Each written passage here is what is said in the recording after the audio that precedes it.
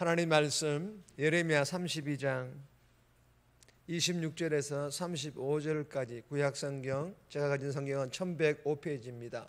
1105페이지 예레미야 32장 26절부터 35절, 우리 합독은 26절에서 27절 그리고 33절에서 35절 나누어 읽습니다. 26절입니다. 그때에 여호와의 말씀이 예레미야에게 임하여 이르시되, 나는 여호와여 모든 육체의 하나님이라. 내게 할 수 없는 일이 있겠느냐. 33절입니다. 그들이 등을 내게로 돌리고 얼굴을 내게로 향하지 아니하며 내가 그들을 가르치되 끊임없이 가르쳤는데도 그들이 교훈을 듣지 아니하며 받지 아니하고 내 이름으로 일컫는 집에 자기들의 가정한 물건들을 세워서 그 집을 더럽게 하며 흰논의 아들의 골짜기에 바알의 산당을 건축하였으며 자기들의 아들들과 딸들을 몰렉 앞으로 지나가게 하였으므로 그들이 이런 가증한 일을 행하여 유다로 범죄하게 한 것은 내가 명령한 것도 아니요 내 마음에 둔 것도 아니니라. 아멘. 할렐루야. 올해 이 새벽에 주님 앞에 나오신 여러분들을 주님의 이름으로 환영합니다.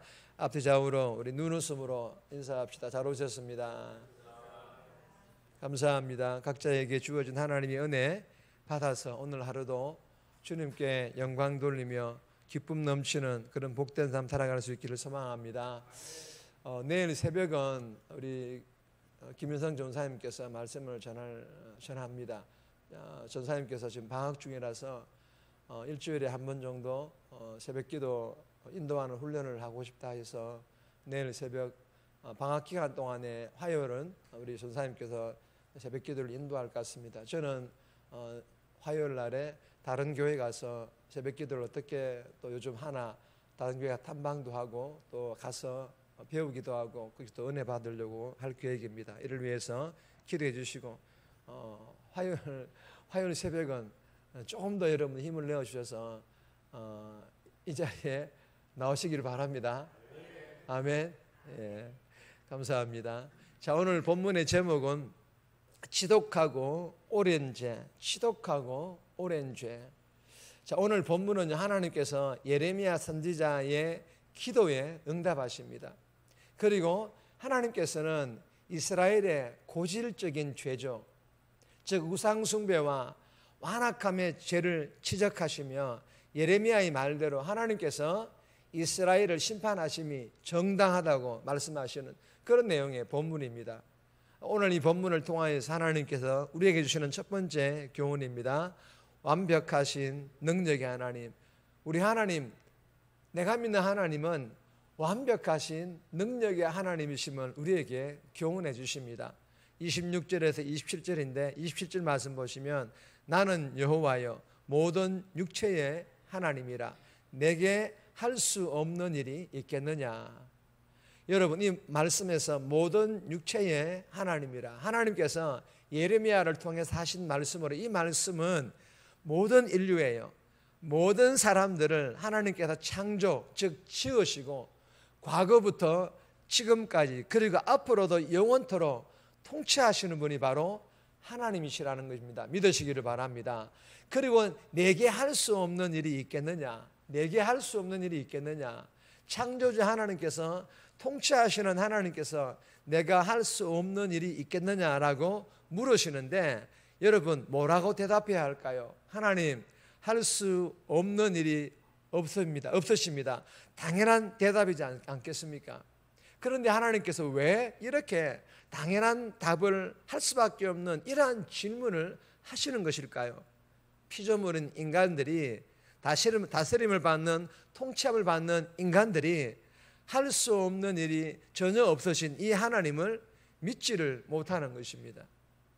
그래서 하나님께서 하나님을 의지하지 않고 자신을 의지하는 이 사람들에게 말씀하시는 거예요. 스펙을 의지하고 학벌을 의지하고 권력을 의지하고 경험을 의지하고 돈을 의지하고 있는 이 사람들에게 그렇게 질문을 하고 있는 것입니다.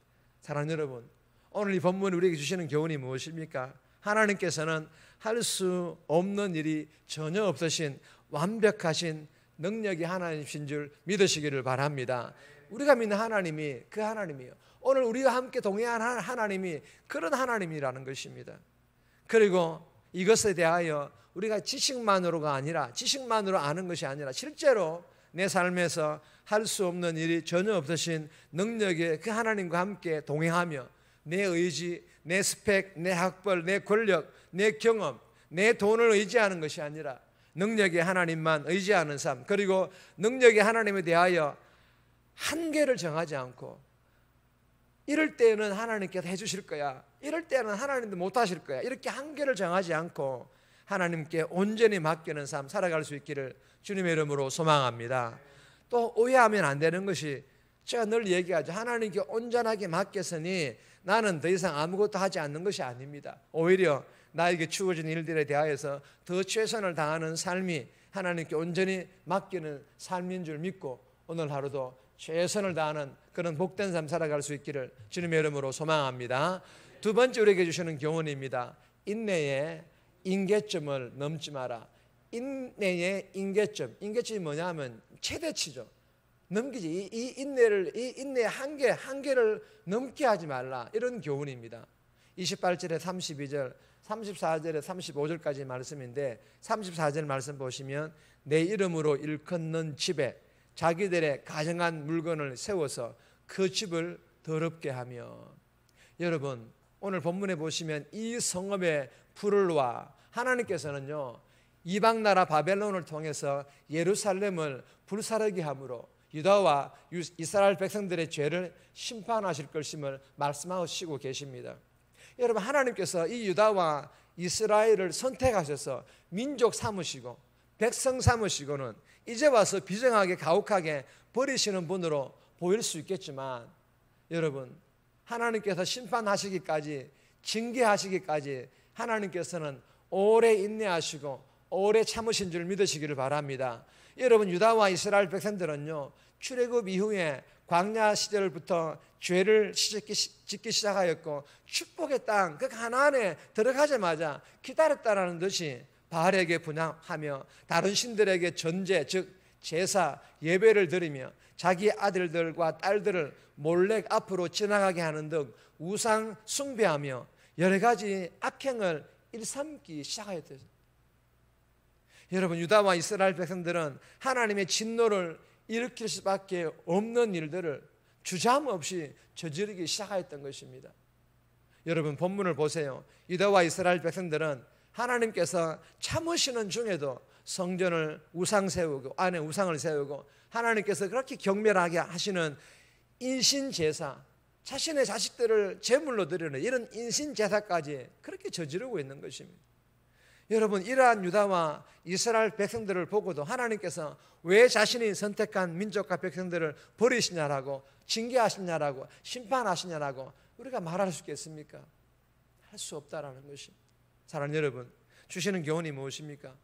유다와 이스라엘 백성들의 지독한 죄악이 하나님의 높디 높은 그 자비의 임계점, 인내와 참으심의 임계점을 넘어섰기 때문에 하나님의 심판, 징계가 집행되기로 결정되셨듯이 내 삶을 통해 아직도 내 안에 나 또한 반복적으로 짓고 있는 이런 하나님의 인내를 넘어설 만한 죄가 있지는 않는지 이 새벽에 내 자신을 철저히 돌아볼 수 있기를 주님의 이름으로 소망합니다. 있다면요, 정말 이 새벽에 철저하게 회개함으로 돌이켜 하나님의 징계를 멈추게 하는 이 새벽이 될 수 있기를 주님의 이름으로 축복합니다. 세 번째 주시는 교훈입니다. 들을 수 있는 기회를 붙잡아라. 들을 수 있는 기회를 붙잡을 것을 우리에게 교훈합니다. 33절 말씀 보시면 그들이 등을 내게로 돌리고 얼굴을 내게로 향하지 아니하며 내가 그들을 가르치되 끊임없이 가르쳤는데도 그들이 교훈을 듣지 아니하며 받지 아니하고. 여러분, 이 말씀만 봐도 내 모습 같지 않습니까? 여러분, 하나님께서는 이스라엘 민족의 역사 내내 선지자를 계속해서 보내어 가르치고 일깨우며 경고하셨습니다. 신약시대 때 예수님께서 이 땅에 오셔서 마찬가지로 모든 자신의 백성들을 향하여, 아니 믿지 않는 사람들을 향하여서 가르치시며 일깨우시며 경고하셨습니다. 하지만 내게로 향하지 아니하며 교훈을 듣지 아니하며 받지 아니하고 이스라엘 백성들은 하나님을 덩젓고 하나님의 음성을 듣지 않았습니다. 여러분, 하나님을 덩젓다라는 것은, 하나님의 음성을 듣지 않았다라는 것은 하나님께로부터 용서받을 기회를 스스로 발로 걷어차버리고 하나님의 심판, 하나님의 징계를 스스로 자초한 것이나 마찬가지라는 뜻입니다. 여러분, 기억하시기를 바랍니다.